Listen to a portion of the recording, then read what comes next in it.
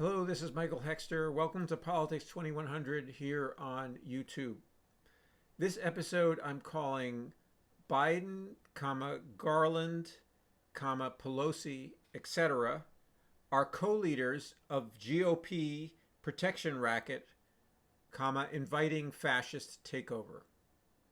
So this is episode is a continuation of the general theme of this podcast, video cast, as I founded it, though I've addressed many different issues that are perhaps bigger and more important overall for the longer term health of our society, longer term health of our politics, but the major, or the starting impetus for it was to debunk and to remind people of the bias in our media, in our discussions of politics, that favors the Republicans, even in the precincts where people are calling Republicans names and are disparaging them and and particularly Trump, okay, and that even paradoxically, the people who consider themselves to be most anti-GOP and anti-Trump are nevertheless supporting and feeding the power of the Republicans and the GOP against their wishes in most cases. So anyway, some of the leading members of this, and I've mentioned this in some other videos, and I've talked about the collusion between the Republican, the elite, the leadership of the Republicans and the leadership of the Democrats, and how they play this good cop, bad cop game, and how they're both, those leaderships are both equally indebted to, or in the thrall of the donor class of the ultra rich and of corporate lobbyists and so forth and so on. That nevertheless, it requires, I think, continual repetition and reframing and reminders of how this is extremely strange, paradoxical, irrational stance for a political leadership group, and for that matter, parts of its base, I'm talking about the Democratic Party, to work against their own interests, to work against their own stated values, okay, and to do so in ways that thoroughly undermine, thoroughly torpedo that project, their own project, okay, and in a sense, a fifth column. I mean, I could have called this fifth column. Maybe I'll do another video that elaborates on using the fifth column idea, the idea of an inner sort of a Trojan horse, so to speak, inside the citadel of the Democrats. But in this case, the Trojan horse is the leadership of the Democratic Party, and they are part of this. I've talked about this sort of overarching media plus political leadership campaign to raise up the GOP, to not punish it, to shield it from consequences of its own actions, and to create in it, and also in its base, the imagination, the sense of entitlement to power and to a lack of responsibility for the consequences of his actions, that lead it to do all kinds of things that seem quote unquote crazy, that are crazy, and that are highly destructive and potentially and fascistic and leading us to fascism in short order, in some version of fascism, not we can call it American neo-fascism, as you like. But in any case, not necessarily a blueprint repetition of what happened in the 1930s, but also in Europe, but in Central Europe and so forth and so on, but also not so different from it that we would not use the word fascism, okay? And but also you can use the word neo-Confederate, you can talk about, white supremacist, all these different things. They feed into each other. They're slightly different ideas, but in our society, they seem to be flowing into a fascist style, a neo-fascist takeover of our society, and and an end to democracy in the United States. So, or maybe not there will still be a mock democracy, or in some form or another. And in a way, we are already not in a democracy, because the will of the people is so corrupted, or the leadership of both parties is so corrupted that neither party does anything remotely in the interests of its base, with a few exceptions, as sort of leavening to the general drift of policy, which is constantly pro-corporate, pro-ultra-wealthy, and pro-creditor, you could say, pro-financial sector, pro-Wall Street, and so pro-fossil fuel industry, okay? But anyway, so most recently we have Merrick Garland not indicting Mark Meadows, and also seemingly unlikely also to indict Donald Trump for very obvious seditious activity, and with regard to January 6th, and also other figures. Now, one figure has, Peter Navarro, has been at least arrested for ignoring a subpoena. So there has been some action in this area, but it seems to be covering over a larger excusing of the higher and more important people like Mark Meadows, and then also Donald Trump, who are the leadership of the particular coup effort that was undertaken in December and January, December 2020, January 2021, to undermine the election and to install Donald Trump in the presidency against the will of the people. And so, in terms of the votes, number of votes. And so, so we have a attorney general who is not doing his job. He's unlikely to be fired by, among other people, Biden. Okay, by the only person who could fire him, because Biden himself has shown almost zero wish to hold the GOP, the Republicans, accountable for their actions, and to call them out, to make political hay out of the fascistic, misogynistic, anti-modern politics of the GOP and their state parties, and then also their national party, and the way they're campaigning, that he has now, much has made it, for instance, his comment, using the word ultra MAGA, for instance, which was immediately taken up by the MAGA crowd as being a badge of honor. So clearly a failure, just an enormous, and apparently this was workshopped by the Center for American Progress, this idea of using ultra MAGA to, basically, it was this effort to try to create what Biden thought was a wedge, or his handlers thought was a wedge, between the Republican Party and MAGA, and that somehow that it was trying to make MAGA appear to be more extreme by calling it ultra MAGA. And I could have told them immediately that it would be greeted with open arms by the MAGA crowd. And then also, obviously, this whole project of trying to rescue the Republican Party, trying to breathe life into it to reconstitute a Republican Party as it existed in the 1980s and the 1990s, or in the 1970s, even better, quote unquote. That all of these efforts by both the media, but also by the Democratic Party, and by parts of the very, very skinny parts of the Republican Party or former Republican Party, that all of these efforts are in vain, because of the popularity and the hold that the combination of media like Fox News and One American Network and Newsmax, and also the leadership like Donald Trump and other MAGA,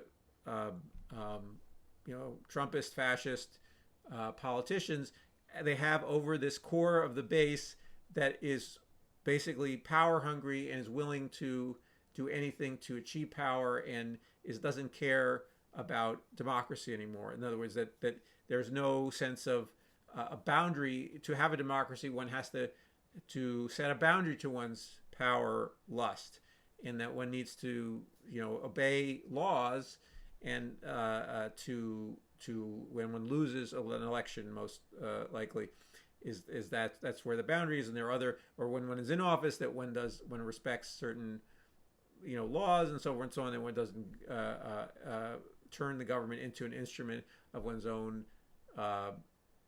both self-aggrandizement and self-enrichment and power accumulation for oneself nakedly and independent of office. Okay, and that all of these are things that the Republicans have now openly. It's a culture of committing themselves to this, and meanwhile, the Democrats are a party of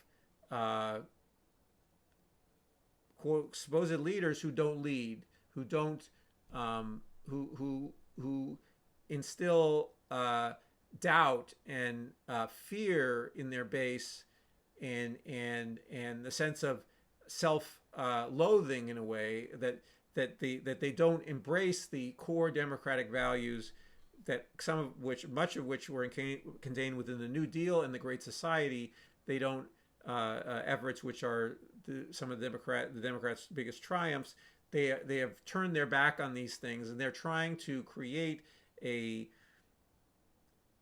logic is that they're trying to carve out of the suburbs and the sort of moderate Republicans. So they're trying to make the Democratic Party be the moderate Republican Party of yore, and essentially leaving behind a Democratic Party that was more pro-worker, more pro-civil rights, pro-anti-racist, more pro-gay rights, more pro-progress, more embracing the future and trying to make society more humane, more improve it overall through government action. That they are backing away from this, and they are, I think, frightened by the fact that basically they've discovered. I mean, in other words, through Bernie's efforts to create a New Deal embracing part of the Democratic Party, or a New Deal, or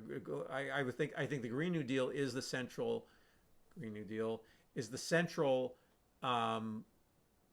program upon which other programs will be hung, let's say, or they can work together, but that will be the basis for the social transformations we need to institute, and the rationale for large-scale government intervention, because basically there's no other instance no other power that will undertake the massive changes in our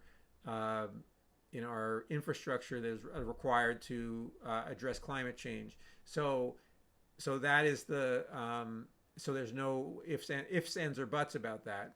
And anyway, so seeing that basically this leadership of the Democratic Party is seeing that there's basically a cliff there to their left in terms of the approval of the donor class, and the approval that the donor class doesn't seem to be willing at all to compromise, and simply saying, we want we want less regulation, we want more tax breaks, we want more use of government to subsidize us monopolies and oligopolies at the heap of the top of the economy, and we want to create often in financialized Ponzi circuits, you can call them, of wealth accumulation without product delivery, without service delivery, simply by recycling assets or money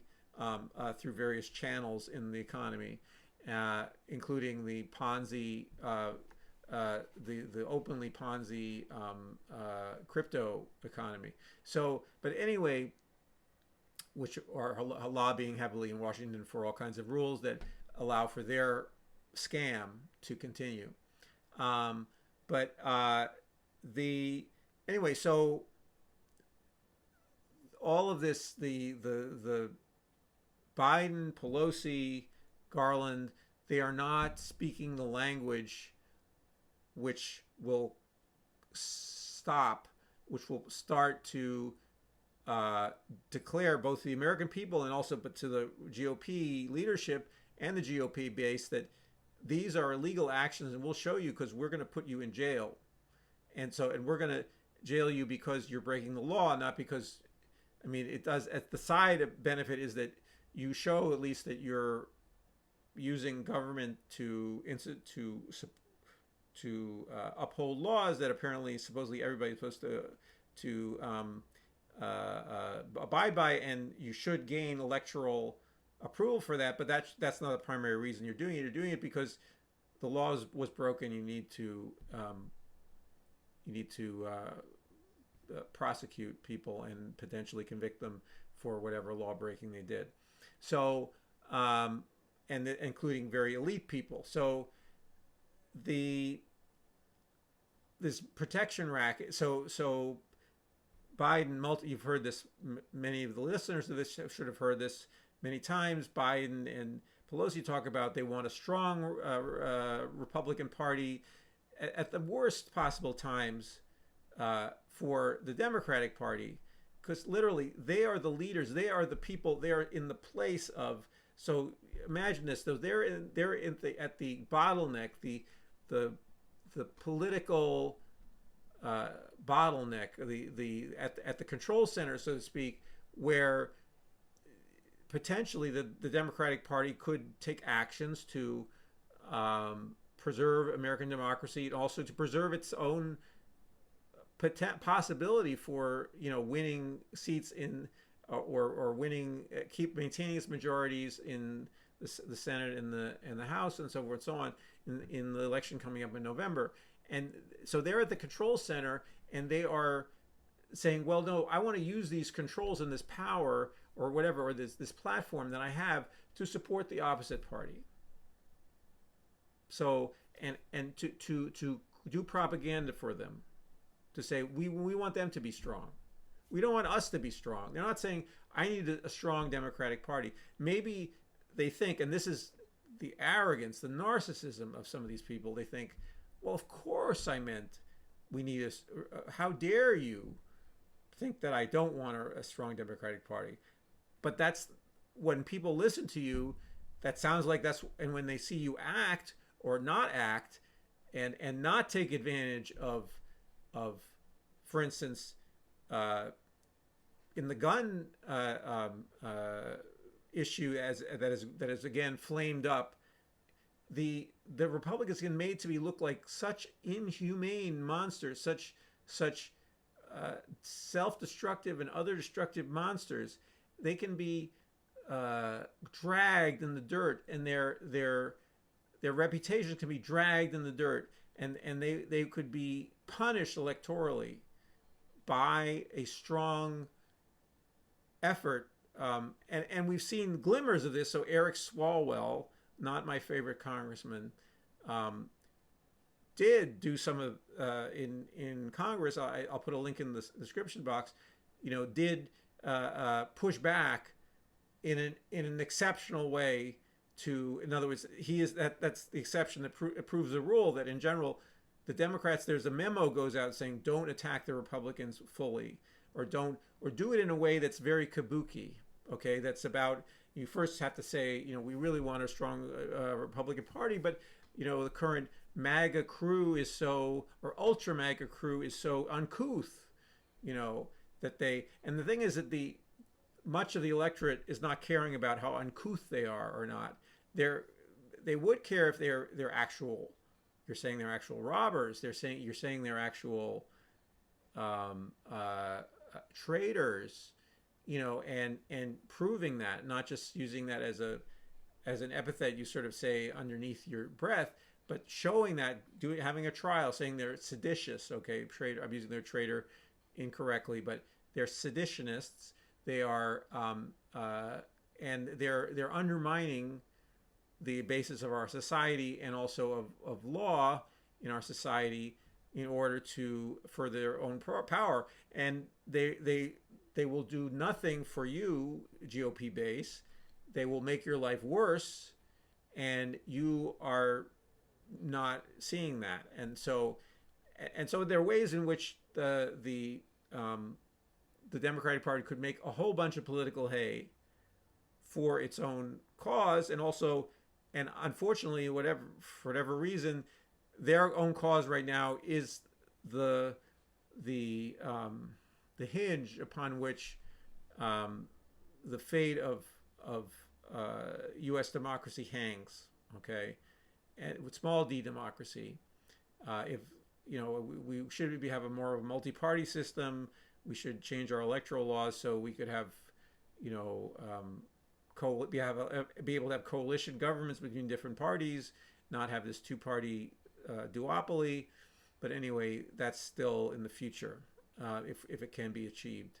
So right now, the only party committed sort of to democratic rule, small d democratic rule, is this big D Democratic Party.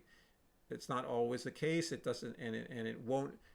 If they would have a monopoly, be a one-party rule. In other words, if they somehow, got their political act together and trounced the Republicans, they would also need, I think, serious press and also internal accountability forces in order to maybe even the Republican Party then would rediscover a commitment to a rule of law that would then make it then this watchdog that this imagined future majority party would huge majority party would enjoy. Okay, so or I don't know if I use the right verb there, but anyway,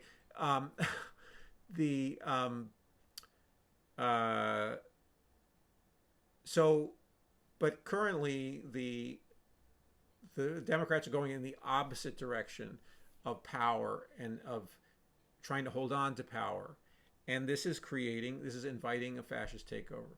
So, and for that matter, I mean, just to list other aspects. So this is sort of an overview I'm giving. Biden is showing that he is so unwilling to give relief for student loan borrowers, and he is making it so apparent to everybody that he really doesn't want to. It's right in his pen. He promised that he would forgive $50,000 worth of debt, and he is just it's like pulling teeth with him, and he doesn't want to do it, and or if he does want to do it, he is such a timid man and so dependent on the advice of other people with bad ideas that he is almost worthless as a leader. So or not even counterproductive and undermining. So it's undermining of the cause of their own party and of the cause of democracy, small d democracy, and the cause of the future and the cause of reality and living in reality, to have the leadership of the party be so self-defeating and apparently not wanting to win. And some people could say, and it's been said, and it's a plausible thing to say, well, as was said of Obama by some people on the left, including myself, that that Biden is essentially a Republican, and he says he's a Democrat, but and there are certain aspects of him that are not his labor advocacy, his attitude toward labor is not Republican. But if you take that out, almost everything else is Republican in his wheelhouse, in his comfort zone, political comfort zone. So anyway, so this is why it's so critically debilitating for the forces that want to preserve U.S. democracy, that want to improve the lives of people, to have such unwilling leaders, and leaders who are so bashful, so feckless, so about exerting power as they are supposed to exert power based on their party programs, so forth and so on, their supposed positioning in the political spectrum, and their opposition, and they're ignoring their opposition, creating uplift for their opposition, giving the appearance to the American people that their opposition are the people who are really entitled to rule, that they, the Democratic Party, are not entitled to rule, that they also, their constituency, are the wrong constituency, that really the right people are the ones that are in the Republican electorate, are mostly white, mostly wealthy, but not only wealthy, but also, people rural, ex-urban, so forth and so on, areas, not people who live in cities or in, poorer areas, rural areas, so forth and so on, who are, often, sometimes, people of color, but not necessarily. And so there's this sense of not showing a will to power, you could say, for the sake of ordinary people, and instead conceding to the Republicans' idea that they are the real Americans, which I pointed out in my first video in this video cast, and also in the written blog post about the bipartisan shielding of the GOP and uplifting of the GOP. So literally, so that creates, so in kind of it, they are creating by their actions the picture that they are not entitled, that they really are so shy and bashful they can't possibly do things for the American people, that essentially, meanwhile, the GOP is saying, yeah, give it to me, I'll do it. What I'm doing is it's absolutely, that's mine, I own it. So that sense of ownership, so it's disastrous for the cause of democracy, small d democracy, cause of the big D Democratic Party, for leaders to be just giving so much aid and comfort to the Republicans, including obviously not prosecuting for them for their crimes.